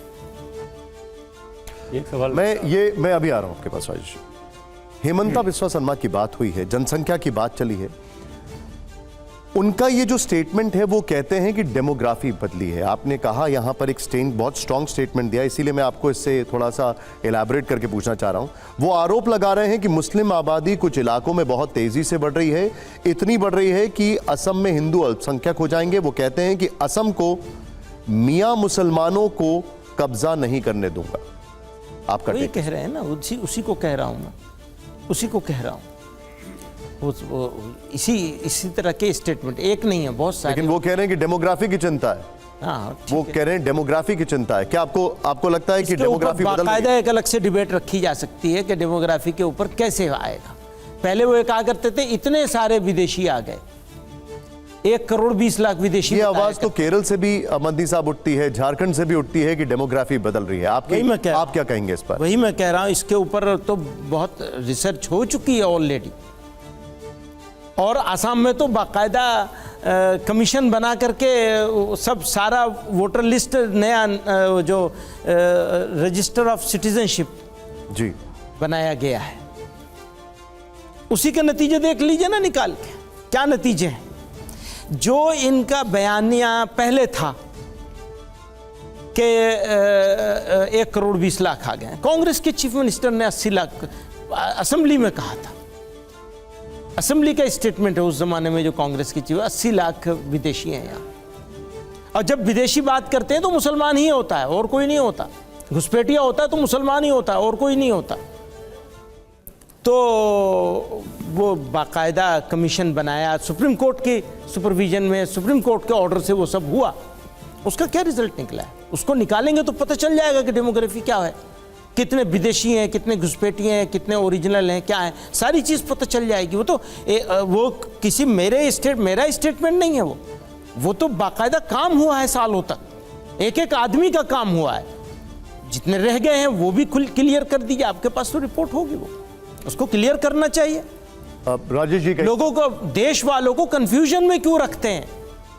ये कंफ्यूजन में रखा जा रहा है ना, वरना तो इसके ऊपर तो सिटीजनशिप का रजिस्टर वहां तक बन चुका है, कंप्लीट हो चुका है। जितने लोग रह गए, निकल गए उसमें से कि भाई इनको अभी नहीं दिया जाए, डाउटफुल है, वो भी क्लियर बताइए ना कि उसमें कितने मुसलमान हैं, कितने हिंदू हैं और कितने क्लियर हो गए हैं, पता चल जाएगा। मौलाना साहब, जो मुसलमान इस गुफ्तगू को अभी देख रहा होगा, सुन रहा होगा, उसको लगेगा कि हाँ, मौलाना साहब बड़ी मीठी मीठी बातें करते हैं, मोहन भागवत से भी बात होनी चाहिए, राहुल गांधी की भी कुछ अच्छी चीज़ें हैं। लेकिन मुझे याद आता है 2002 में जो गुजरात में फसादात हुए थे, उस वक्त महमूद मदनी मोर्चा निकालते थे, सड़कों पर उतरते थे। इस वक्त राजस्थान, यहाँ हरियाणा में, महाराष्ट्र में लिंचिंग हो रही है, मुसलमानों को जो है ट्रेन में परेशान किया जा रहा है। जो मुसलमान इस गुफ्तगू को देख रहा होगा वो सोच रहा होगा कि मुस्लिम जो क़यादत है ये वही घिसी पिटी पुरानी बातें करते हैं, सड़क पे हमारी लीडरशिप कहाँ है, क्यों सवाल नहीं पूछते हैं आप, क्यों ये कहते हैं कि इसकी भी बात अच्छी, उसकी भी बात अच्छी, हाँ फिर हस्ब मामूल पुराना जो है मसला चलता रहता है। इसमें दो बातें हैं, क्योंकि ये बहुत सीरियस बात है जो आपने कही है। सवाल इनकी तरफ से ये आ रहा है कि आप उनकी हर बात बुरी कहते हैं। नहीं, मैंने ऐसा नहीं कहा। मैंने आपसे ये कहा कि आपको क्या बात बुरी लगती है, मैंने बिल्कुल ऐसा नहीं कहा। आपने कहा, आपने टोटल निगेट कर दिया है। नहीं, मैंने बिल्कुल ऐसा नहीं कहा। उसमें उसके जवाब में कहा जो सही बात, मसलन फॉरेन पॉलिसी के ऊपर अगर मैं बात कहूँ, मौका आएगा बात बोलने का, तो मैं कहूँगा कि अच्छी है, शानदार है। 2014 में तो आपने समर्थन किया था, जबकि 2002 हो चुका था। नहीं, कोई समर्थन नहीं किया, कभी भी कोई समर्थन नहीं किया। बात सिर्फ इतनी है कि जो सही बात है वो सही बात है। प्राइम मिनिस्टर बने हैं तो हम उनसे मिलेंगे, बात करेंगे। आज भी कह रहा हूं मैं कि संवाद होना ही चाहिए, जिंदगी की अलामत है ये संवाद होना। और संवाद होने का मतलब यही है कि हमारे और उनके बीच में, जिनसे भी हम संवाद करना चाह रहे हैं या संवाद करने के लिए एग्री हैं, उनके बीच में डिफरेंसेस हैं संवाद के लिए। वरना संवाद की क्या जरूरत है अगर डिफरेंस नहीं है? जैसे हम और आप अगर एक पेज पे हों तो फिर बात करने की कोई खास जरूरत नहीं रह जाती। हाँ, मिलेंगे, अच्छी बात होगी, बिरयानी की बात होगी, क्या नाम है अच्छी चाट की बात होगी और बहुत सारी बातें होंगी। लेकिन जहाँ असहमति है वहाँ संवाद की ज़रूरत है। तो इसके अब बात वो वाली आती है, तो लोग मारे जा रहे हैं, बेइज्जत किए जा रहे हैं। सिर्फ मारे जाने का सवाल नहीं है, उससे ज़्यादा बड़ा सवाल है बेइज्जती का। पूरी कम्युनिटी को चोर, बेईमान बनाकर एक साइड में खड़ा कर दिया गया है। ये राष्ट्र हित में नहीं हो सकता, कभी नहीं हो सकता राष्ट्र हित। इसको दुरुस्त करने की जरूरत है। मेरा जहां तक हमारे करने का सवाल है, तो जहां तक हमारे करने का सवाल है, तो नमाज पढ़ते, माफ कीजिए 1 मिनट लूंगा, नमाज पढ़ते हुए पुलिस वाला लात मारता है मुसलमान को। तिरंगा झंडा जब वो मुसलमान 5 लोग हैं उनको गिरा करके पीटा जाता है, उसका वीडियो बनता है। हम लोग तो गुफ्तगू करते रहेंगे, मुसलमानों की क़यादत कहाँ है, आप कहाँ हैं? हाँ, ये सवाल आपका सही है। तो जितने फोरम हैं, हर फोरम पर इस चीज़ को कोशिश की जा रही है, उठाया जा रहा है। ये जो चल रहा है जिसमें मैंने कहा सब जुडिस मैटर, वहाँ उस सब्जेक्ट पे बहुत कुछ मैं बोल सकता था, बिल्डोज़र वाले पे। इसी तरह और भी हेट स्पीच के बारे में भी हम लोग पहुँचे हुए हैं। जहाँ जहाँ जो फोरम है, जितने फोरम है, सब जगह हम मौजूद हैं। कोई फोरम ऐसा नहीं मिलेगा जहां हमने लीडिंग रोल प्ले ना किया हो इस बात के लिए कि देखिए ये सिचुएशन खराब है, ये काम गलत हो रहा है। तो जो हो सकता है, जहां जहां कर सकते हैं जरूर करें। बंदी साहब, अब बहुत ज़्यादा सीरियस सवाल हो गए। अब मैं एक ऐसे सेगमेंट पर आता हूं जो एक बहुत ही पॉपुलर सेगमेंट है। मैं चाहूंगा पहले आप लोग हर सवाल पर ताली बजाएं और बड़ा हौसला अफजाई करें। मैं चाहूंगा आप मेरे साथ आइए, बंदी साहब जरा एक बार आइए, जोरदार तालियां होनी चाहिए। ये है रैपिड फायर राउंड। दो रैपिड फायर राउंड है, लेकिन पहले मैं आपको एक रैपिड फायर राउंड, आप इस तरफ आइए जरा, जोरदार तालियां रुकनी नहीं चाहिए। बंदी साहब आइए। अब बंदी साहब आपको ऑप्शंस में दूंगा और आपको इसमें ऑप्शन चुनना है। अब अभी तक तो हमारे सभी गेस्ट ने स्ट्रेट जवाब दिया है। अब मदनी साहब देखते हैं क्या जवाब देते हैं। पहले सवाल से पहले जोरदार तालियां होनी चाहिए। आइए जरा दिखाइए, रैपिड फायर राउंड का हमारा जो पहला सवाल है, प्ले करिए, दिखाइए। पहला सवाल रैपिड फायर राउंड का, बेहतर मुख्यमंत्री कौन, योगी आदित्यनाथ जी या हेमंता बिस्वा शर्मा जी? मदनी जी आप क्या कहेंगे? आप इनमें से दोनों में से किसी एक को अच्छा क्यों करवाना चाहते हैं? मैं आपसे ऑप्शन पूछ रहा हूं। नहीं, ये ऑप्शन है नहीं ना, ये मतलब नहीं, मतलब पास, ये है, नोटा हो गया मतलब ये है कि आप किसी एक को मेरे से चूज क्यों करवाना चाहते हैं? तो आप चलिए, अगर हमारे पास ये दोनों हैं तो इनमें से आपके हिसाब से बेहतर कौन? भाई यही तो मैं आपसे कह रहा हूं ना कि मैं इनमें से दोनों में से किसको बेहतर बताऊं। जिसको बेहतर बताऊंगा वो दूसरा बदतर हो जाएगा।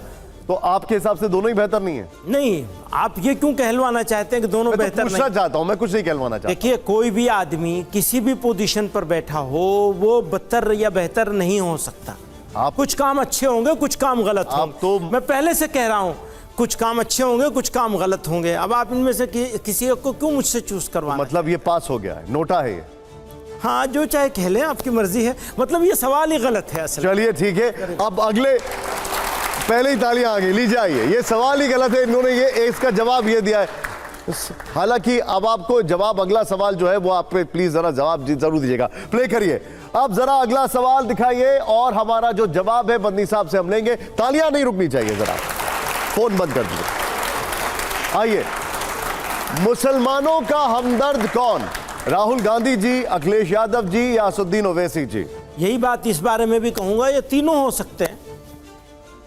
कैसे कहूं कि ये हमदर्द हैं, वो हमदर्द हैं, वो हमदर्द हैं? आप तो इतने डिप्लोमेटिक नहीं। एक बात यह है कि बात जब एक ऐसे बड़े चैनल पर हो रही है और आपसे हो रही है, तो आप सिर्फ मुसलमान ही की बात, शुरू से अभी तक सिर्फ मुसलमान की बात कर रहे हैं।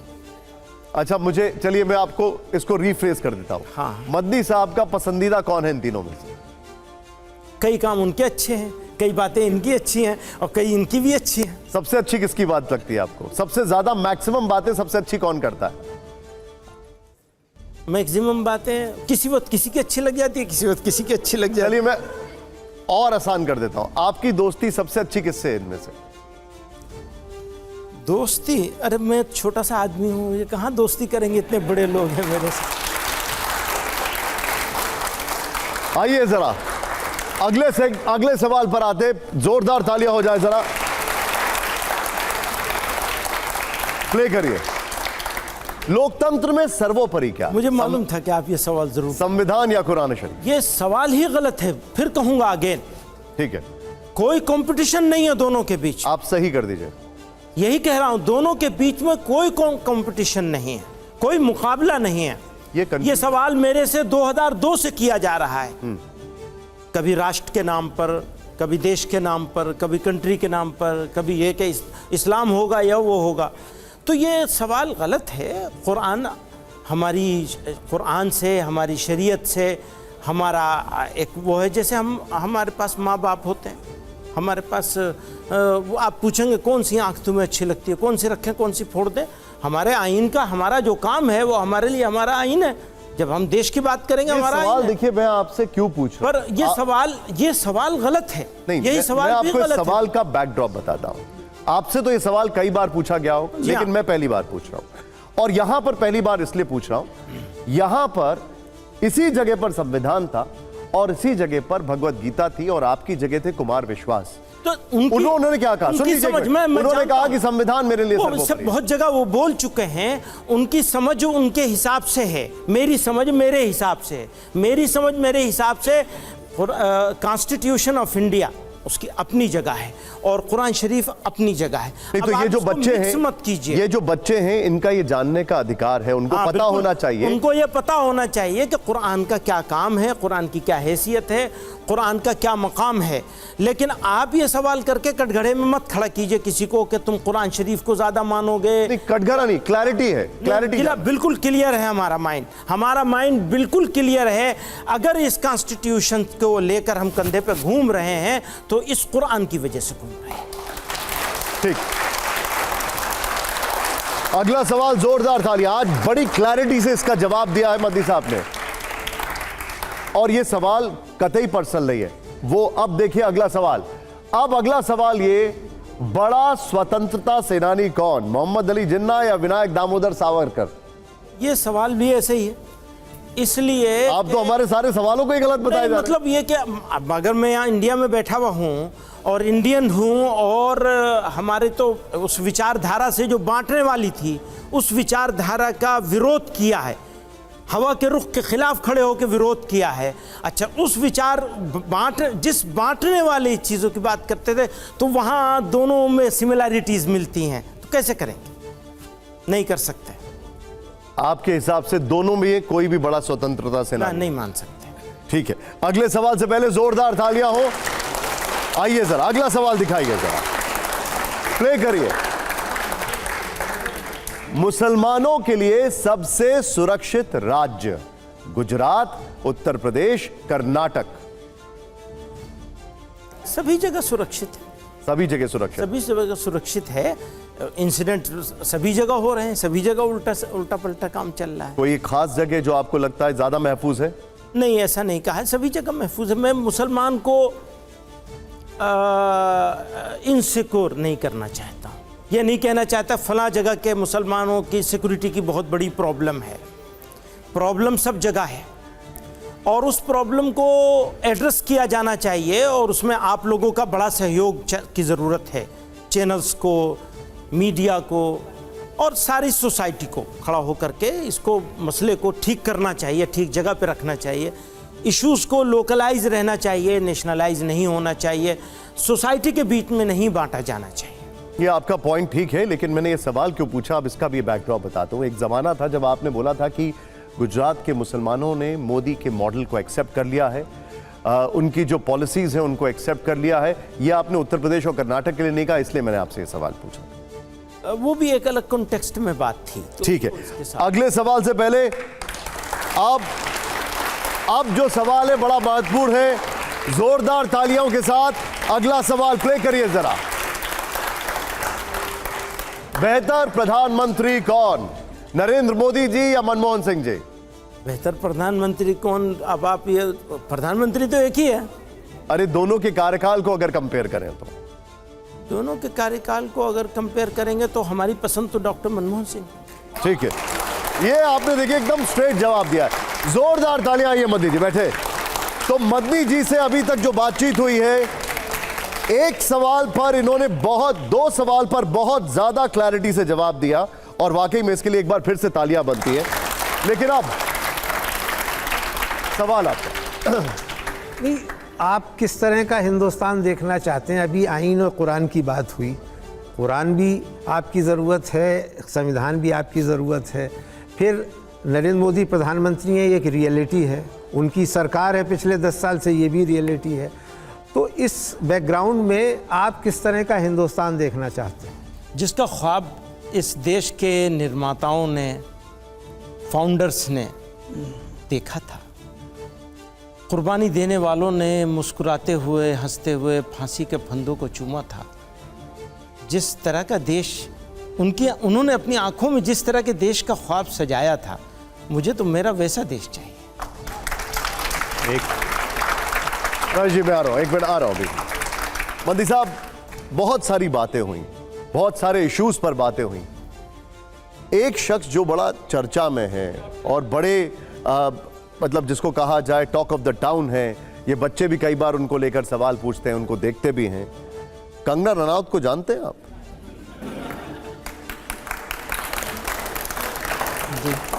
जानते हैं आप? कुछ आपकी कभी मुलाकात हुई, कोई फिल्म वगैरह देखी आपने? कंगना रनौत को दुनिया भर के मुस्लिम देशों से आपत्ति है। वो कहती हैं कि दुनिया में जितने भी मुस्लिम देश हैं वहां कोई भी नागरिक सुरक्षित नहीं होता। उनका इशारा शेख हसीना की तरफ था। आपका क्या कहना है इस पर? पता नहीं, वो मुझे नहीं लगता कि मुझे उनके किसी बयान पर कुछ चर्चा करनी चाहिए। वो न मैंने कुछ डायरेक्ट ऐसा उनका कोई बयान सुना है। आप कह रहे हैं तो कहा होगा ज़रूर, लेकिन मैं कुछ उस पर टिप्पणी नहीं करना चाहता हूँ। देश की सांसद हैं, मैं इसलिए सवाल पूछ रहा हूँ। हाँ, बहुत सारे लोग संसद में पहुँच जाते हैं, ऐसे तो बहुत सारे। बार बार मुस्लिम धर्मगुरुओं की तरफ से कहा जाता है कि हम शरीयत से छेड़छाड़ बर्दाश्त नहीं करेंगे। तो कुछ लोग पूछते हैं कि शरीयत को ब्याज के खिलाफ है, शरीयत जो है वो ब्याज के खिलाफ है, मुसलमानों को लोन नहीं लेना चाहिए, इंटरेस्ट नहीं लेना चाहिए, बचत खाते नहीं खुलवाने चाहिए। खाते नहीं खुलेंगे तो सरकारी मदद नहीं मिलेगी। क्या कहेंगे आप? नहीं, खातों वातों के बारे में कोई कुछ नहीं कहता, न इसके बारे में ये न शरीयत से इसका कोई टकराव है। जिन चीज़ों में है उन चीज़ों में है, जिन चीज़ों में नहीं है उन चीज़ों में नहीं है। तो ये तो हम भी कहते हैं भाई, हमारा जो अकीदा है, आप मुझे एक बात आप समझ लीजिए, हमारा जो अकीदा है उस पर हम क्यों सौदा करेंगे, क्यों कंप्रोमाइज़ करेंगे? क्या ज़रूरत पड़ी है उस पर कंप्रोमाइज़ करने की? अच्छा, उससे आपको प्रॉब्लम क्या है? ये सवाल तो तभी उठेगा ना जब कोई प्रॉब्लम वाली चीज़ हो रही हो। विद इन द सोसाइटी भी अगर कोई प्रॉब्लम वाली चीज़ हो रही है तो आप हमारे भाई हैं, आप सवाल उठा सकते हैं, ज़रूर उठाइए। लेकिन जहाँ ना सोसाइटी के अंदर का कोई प्रॉब्लम है ना बाहर का कोई प्रॉब्लम। ये सवाल इसलिए है क्योंकि जब बात शरीयत को मानने की होती है, सपोज करिए सेविंग्स अकाउंट आप खोलेंगे तो उसमें तो इंटरेस्ट मिलेगा ही। सेविंग्स में पैसा रखा है तब भी इंटरेस्ट मिलेगा। इंटरेस्ट मिलेगा, आप उस इंटरेस्ट को अपने लिए यूज मत करिए, खत्म हो गई बात। उसका तो अच्छा, आसान हल है। जी हाँ, ठीक है। अगले सवाल पर आने से पहले आपके पास भी आ रहा हूं। मैं सिर्फ एक चीज जो राजेश जी ने सवाल किया था, दो शब्द हैं, काफिर और कोएग्जिस्टेंस। कहीं न कहीं ये चीज तो आप लोगों को क्लियर करनी ही पड़ेगी जी कि सहअस्तित्व जरूरी है, कोएग्जिस्टेंस। हाँ, कोएग्जिस्टेंस और काफिर, क्योंकि ये दोनों परस्पर विरोधी हैं।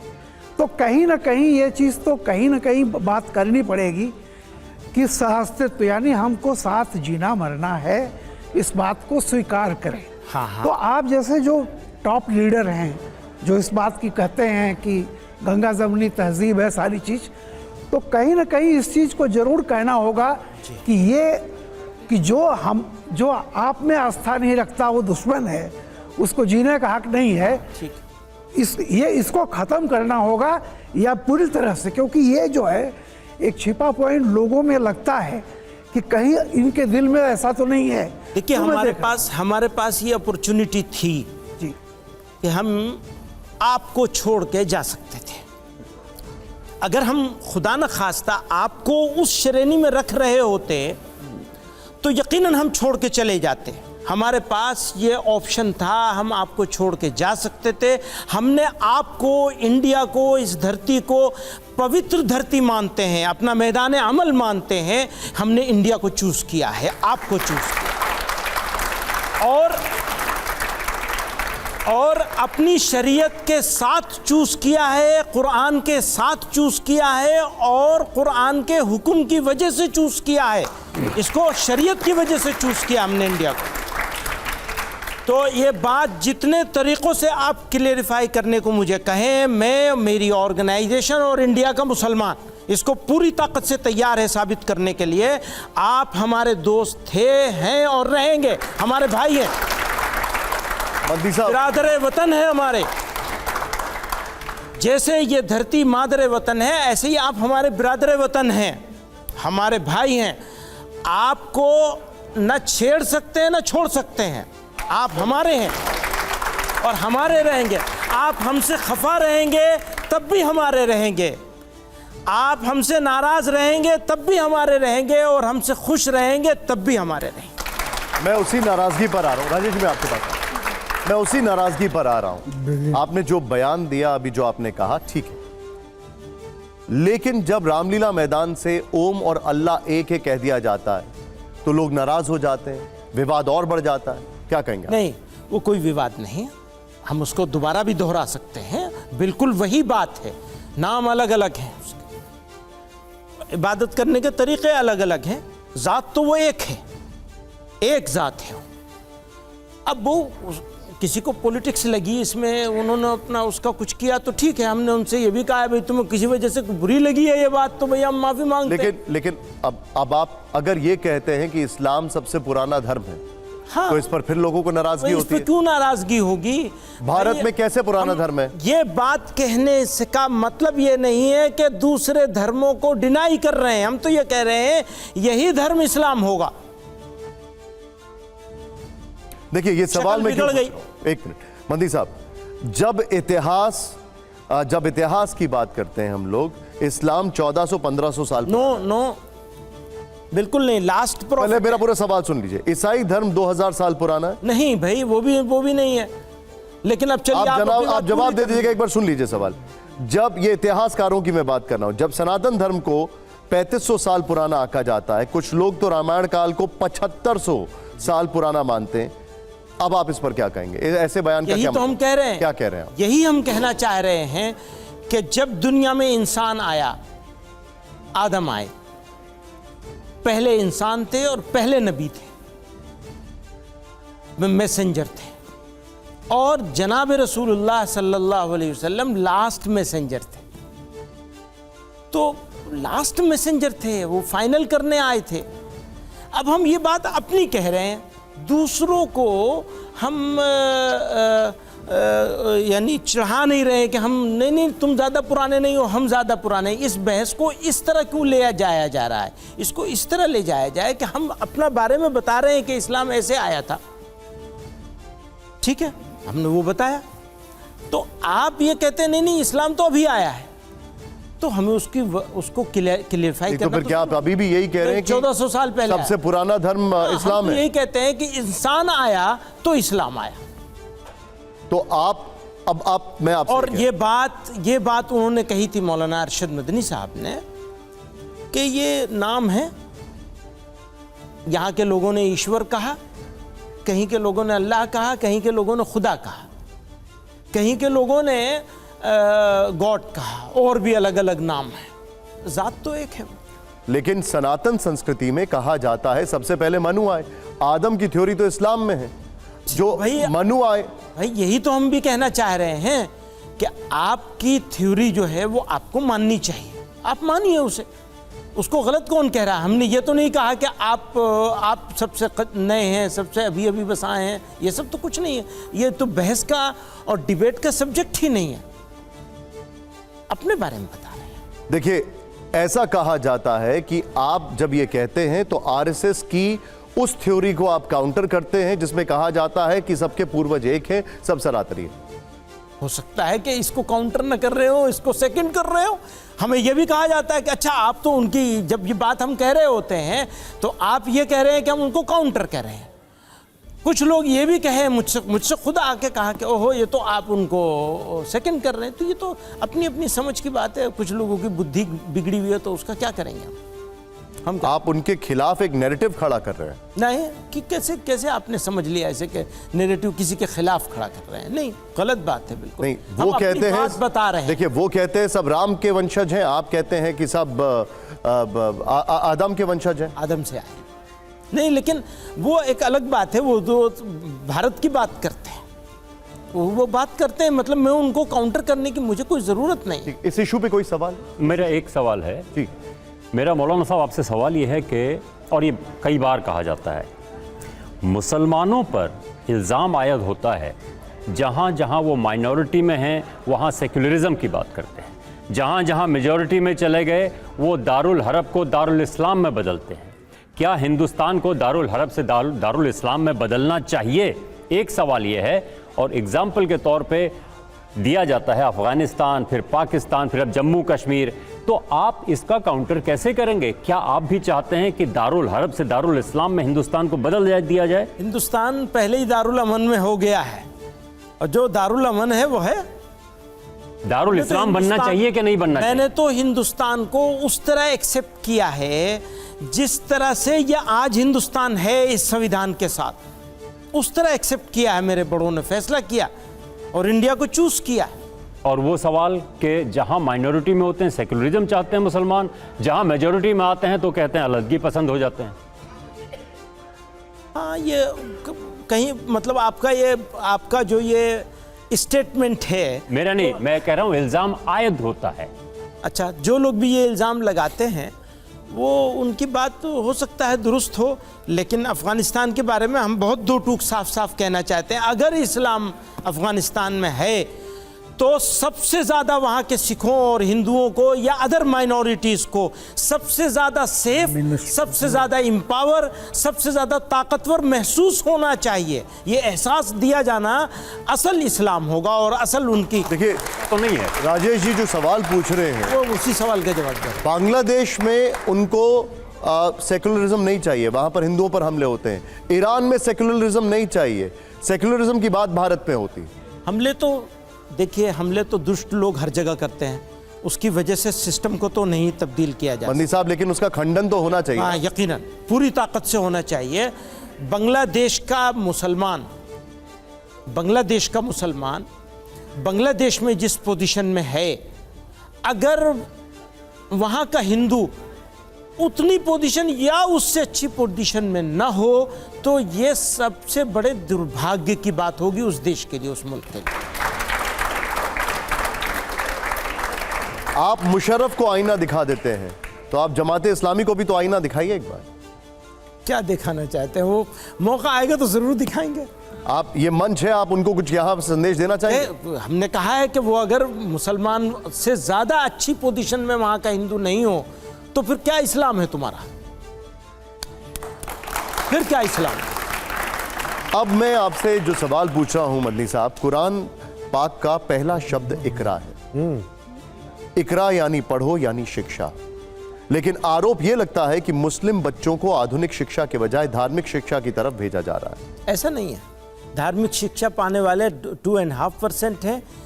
97.5% लोग धार्मिक शिक्षा में नहीं आ रहे हैं। तो 97.5 पर बच्चे कहाँ हैं? एक बात। दूसरी बात है कि हम तो मुस्तकिल काम कर रहे हैं इसके लिए। वो कानून गो साहब पीछे पड़ गए। 15,000 बच्चे इस वक्त मदरसे में पढ़ने वाले बच्चे हाई स्कूल करने जा रहे हैं। ये पूरा एक सिस्टम खड़ा किया है पिछले 3-4 सालों से। कानून गो साहब को वो भी हजम नहीं हो रहा था। अभी तो खैर वो चेयरमैन नहीं रहे NCPCR के। इसके ऊपर भी तकलीफ है उनको। भाई, छोटे बच्चों के साथ गलत मामला हो रहा है। वो चाइल्ड प्रोटेक्शन वाला कमीशन है, वो उस बारे में वो सवाल करते रहते तो कोई बात नहीं थी। बड़े बच्चे जो NIOS से हाई स्कूल करने और 12th करने जा रहे हैं, उसमें भी उनके पेट में दर्द है। तो अब कोई नया चेयरमैन आएगा तो उसके पूछिएगा आप उससे, या उन्हीं से पूछिए कि भैया तुम्हें उसमें क्यों पेट में दर्द हो रहा है। हेमंता बिस्वा शर्मा, असम के मुख्यमंत्री, वो कहते हैं कि देश में मदरसे होने ही नहीं चाहिए, बच्चों को डॉक्टर इंजीनियर बनाया जाना चाहिए, मौलवी नहीं। बच्चों को इंसान बनाया जाना चाहिए। बच्चों को इंसान, फिर डॉक्टर बने, इंजीनियर बने, वो इंसानियत के लिए, देश के लिए क्या नाम है, असेट बन जाएगा। और इंसान ना हो तो कुछ भी बन जाए, कोई फायदा नहीं हो। हेमंता बिस्वा शर्मा कहते हैं कि वो तो मदरसे जो हैं वो होने ही नहीं चाहिए, वो तो बुलडोजर लेकर तोड़ने लगे। तो मैं कह रहा हूँ ना, वही मैं कह रहा हूँ, उन्हें इंसान बनाना चाहिए। वो खुद ही इंसान बन जाए तो गनीमत है। सिर्फ बीजेपी की बात नहीं है, इस देश में मुसलमानों की स्थिति को समझने के लिए कई कमेटियां बनी हैं। सच्चर कमेटी को ही ले लीजिए, जिनमें यही कहा गया कि देश में मुसलमानों की स्थिति हिंदू दलितों से भी ज्यादा खराब है। आपको क्या लगता है, क्यों आई ये स्थिति? हम जिम्मेदार हैं उसके लिए, हमारी जिम्मेदारी है। हम बरी नहीं हो सकते उससे, हमारा कसूर है। हमें काम करना चाहिए था जितना, उतना नहीं कर पाए। और अब जो करने की कोशिश कर रहे हैं उसको NCPCR के चेयरमैन साहब जैसे लोग पीछे पड़े हुए हैं, टांग खींच रहे हैं। जिम्मेदारी आपकी करने नहीं दे रहे, बंदी साहब करने नहीं दे रहे हैं। आप देखिए ना, पिछले दिनों उन्होंने जो प्रेस कॉन्फ्रेंस करी है मार्च अप्रैल में, उसको देख लीजिए। जाते जाते जो करके गए, बंदी साहब, जिम्मेदारी आप पीछे पड़ गए हैं। जिम्मेदारी आपकी है या बीजेपी कहती है उनकी, जिन्होंने देश में 60 साल राज किया है? देखिए, दूसरों के ऊपर जिम्मेदारी डालना आसान है, अपने ऊपर जिम्मेदारी लेना ज़रा मुश्किल होता है। मैं अपने ऊपर जिम्मेदारी लेता हूँ। हमारा काम था, हम अपनी सोसाइटी को पढ़ाते लिखाते आगे बढ़ाते। उसमें हम कमज़ोर रहे, आगे हम अज़्म करते हैं, हम इस पर ताकत लगाएंगे, लगानी ही चाहिए। आज की तारीख में मुसलमान को अपना 20 साल का एक एजेंडा सेट करना चाहिए, सबको करना चाहिए, लेकिन अब आप क्योंकि खींच खांच के मुझे मुसलमान पे ले आते हैं, मुसलमान को 20 साल का एजेंडा सेट करना चाहिए, सारे लोगों को, इधर उधर नहीं देखेंगे। तालीम तालीम, सिर्फ और सिर्फ तालीम। देखिए, ये जो 20 साल की आपने बात की, जो 60 साल में हुआ, सच्चर कमेटी कहती है कि मुसलमानों की हालत जो हिंदू दलित हैं उनसे भी खराब है। मैं इसको रिपीट कर रहा हूं इसीलिए, जो 60 साल में हुआ, तो 60 साल में जिन्होंने राज किया, क्या उनकी जिम्मेदारी नहीं बनती थी ऑफ कोर्स अपलिफ्टमेंट की? ऑफ कोर्स सब लोगों की जिम्मेदारी बनती है।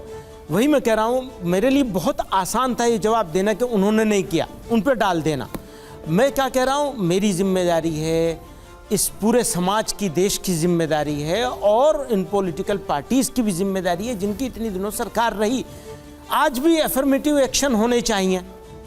जो कमज़ोर, मेरा हाथ कमज़ोर हो गया, टूट गया, इसमें चोट लग गई, फ्रैक्चर आ गया, तो इसको ऊपर प्लास्टर चढ़ाया जाता है, इसको स्पेशल प्लास्टर उतरता है, तो उसके बाद ये कमज़ोर हो चुका होता है, तो इसको स्पेशल फिजियोथेरेपी के ज़रिए से एक्सरसाइजेस कराई जाती हैं। अब ये एफर्मेटिव एक्शन कराने की बात होती है तो हमारी मौजूदा सरकार ये कहती है नो, कोई एफर्मेटिव एक्शन नहीं होगा किसी सोसाइटी के लिए। हालांकि ये ज़्यादा बिछड़े हुए हैं, इनको ऊपर लाने के लिए कुछ मुद्दत के लिए तो एफर्मेटिव एक्शन इनके ऊपर होना चाहिए। वो नहीं तैयार है सुनने के लिए, बात ही सुनने को तैयार नहीं है इस बारे में। आप जब एफर्मेटिव एक्शन की बात करते हैं तो मैं आपको एक एग्जाम्पल देता हूं। जब इस बात की ये वकालत होती है कि लड़कियों को हिजाब पहनना जरूरी है, जब ये कहा जाता है कि लड़कियों, हिजाब के, एक मिनट मुझे कंप्लीट करने दीजिए, जब ये कहा जाता है कि लड़कियों और लड़कों को अलग अलग स्कूल में पढ़ाना चाहिए, तो फिर हम अपने समाज को मुख्य धारा में कैसे लाएंगे, आधुनिक कैसे बनाएंगे? और ये बयान आपके चाचा जी ने दिया। ये दोनों सूरतें, दोनों काम करते हुए हम डेवलप कर सकते हैं। आप डेवलपमेंट के रास्ते में हिजाब को रुकावट क्यों समझ रहे हैं?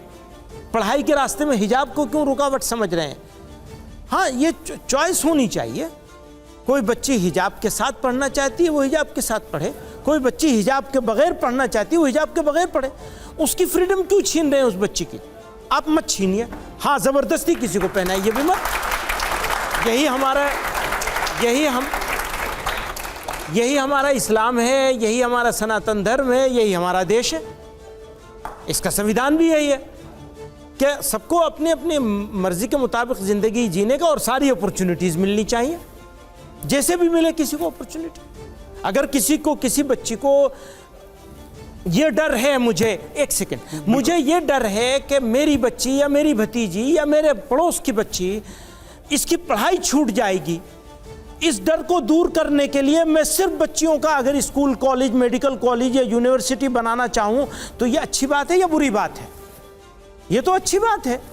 मैं उस बच्ची को भी मौका देना चाहता हूं जो डर के मारे या किसी वजह से, हिजाब के मारे, हया के मारे, शर्म के मारे लड़कों के साथ नहीं पढ़ना चाहती है। तो मैं चाहता हूं, मेरा देश, आप लोग, हम सब मिलकर उनको भी वेलकम करें। अच्छा चलो, तुम्हारे लिए हम ये अरेंजमेंट करते हैं, लेकिन पढ़ना तुम्हें हर हाल में पड़ेगा, पढ़ने से तुम नहीं रुक सकते। क्या लड़के और लड़कियों को अलग पढ़ना चाहिए आपके अनुसार? भाई यही तो मैं कह रहा हूं, जिसको आप मौका दीजिए ना बच्ची को, जैसा चाहे वो वैसा, मैटर ऑफ चॉइस, लेकिन लेकिन पढ़ना पड़ेगा उसे, ये मैटर ऑफ चॉइस, उसको पढ़ना पड़ेगा हर हाल में। भारत की जय का नारा एक मुस्लिम, भारत माता की जय का जो नारा है वो एक मुस्लिम अजीमुल्लाह शख्शान ने इजाद किया था। जय हिंद का नारा आबिद हसन ने लगाया था, लेकिन आप वंदे मातरम के खिलाफ फतवे का समर्थन करते। अब वो दो बातें क्या कि आप फिर वंदे मातरम पे आ गए अचानक। बताइए मुझे, इतना ज्यादा स्विच करते हैं, मुझे नहीं मालूम था। पहली मर्तबा इनके साथ बैठा हूं, मुझे क्या मालूम था कि इतना ज्यादा उदाहरण कुछ और देंगे, बात कुछ और कहेंगे। मैं क्या बताऊं आपको, मैं क्या बताऊं? भारत माता की जय और जय हिंद। अगर मैं हिंदुस्तान जिंदाबाद कहूं, मैं माँ के पेट से पैदा हुआ तो मेरी माँ की ज़बान जो थी वो उर्दू थी, और हिंदी मिली जुली उर्दू थी। वो वैसी वाली उर्दू भी नहीं थी, वो पूरब की खातून थी। हम लोग ईस्टर्न यूपी के रहने वाले, तो उसी तरह की ज़बान बोलती थी वो। तो मैंने तो उनसे जो सीखा है वो बोलूँगा।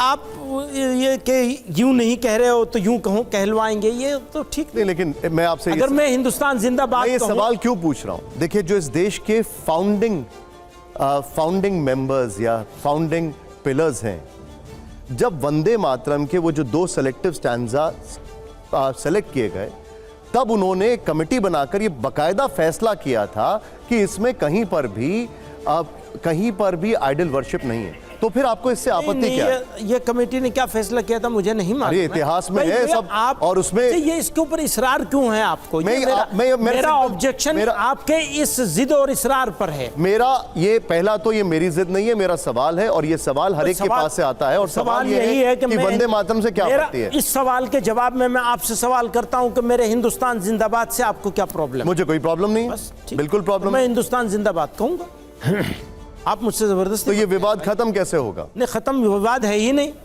विवाद क्यों है? विवाद है क्यों, ये सवाल है मेरा।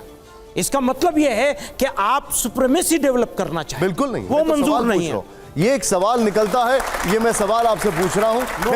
आप सुप्रीमेसी डेवलप करना चाहते हैं, ठीक है। अब नीरजा जी, आपका सवाल कोई? मेरा सवाल है, आप बहुत अच्छे डिप्लोमेट है जिस तरह से आपने सारे जवाब दिए, लेकिन मेरा सवाल है, आज मुस्लिम कम्युनिटी के अंदर क्या कहेंगे आप, सबसे बड़ी पीड़ा क्या है जिसके ऊपर देश को गौर करना चाहिए?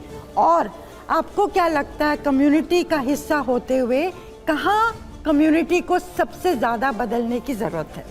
ये 2 सवाल हैं। 2 सवाल है। पहला सवाल जो आपका है वो मेरे नज़दीक, मेरी नज़र में, हो सकता है और लोगों की नज़र में कुछ और हो, मेरी नज़र में यह है कि हम आज की तारीख में प्रेजेंट सिचुएशन जो है, हमें ज़रूरत है, हमें तलाश है इज्जत की। हम आपके अपने हैं और अपनों की तरफ से हमको बेइज्जती मिल रही है, रुसवा हो गए, मुंह काला है हमारा।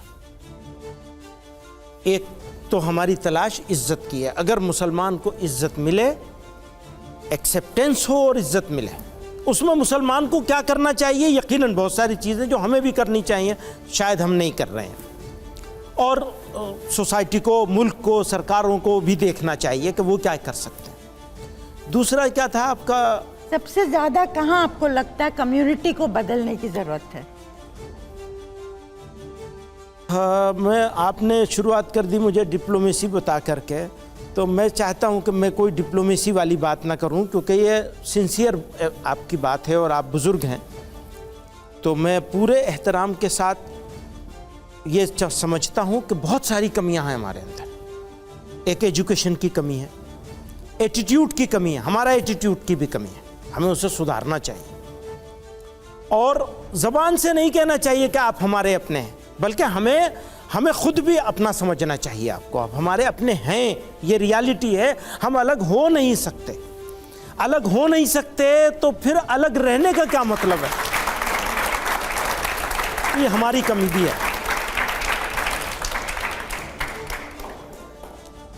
मेजॉरिटी समाज की भी कमी होगी, वो उन्हें सोचना चाहिए, लेकिन मैं अपने हिसाब से सोच रहा हूं ताकि दूसरों के ऊपर इल्ज़ाम ना लगाऊं, बल्कि ये हम अपनी 2 बातें समझ में आई हैं। और भी यकीनन अगर इस सब्जेक्ट पर बहस होगी तो और भी कई चीज़ें निकलेंगी जो हमें ठीक करनी चाहिए। मदनी साहब, आपसे बहुत सारी बातें हुई।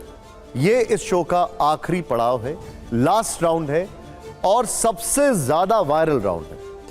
एक छोटा सा रैपिड फायर है, आप यहीं पर बैठिए, आपको कहीं जाने की ज़रूरत नहीं है, मैं वहां पर जाऊंगा।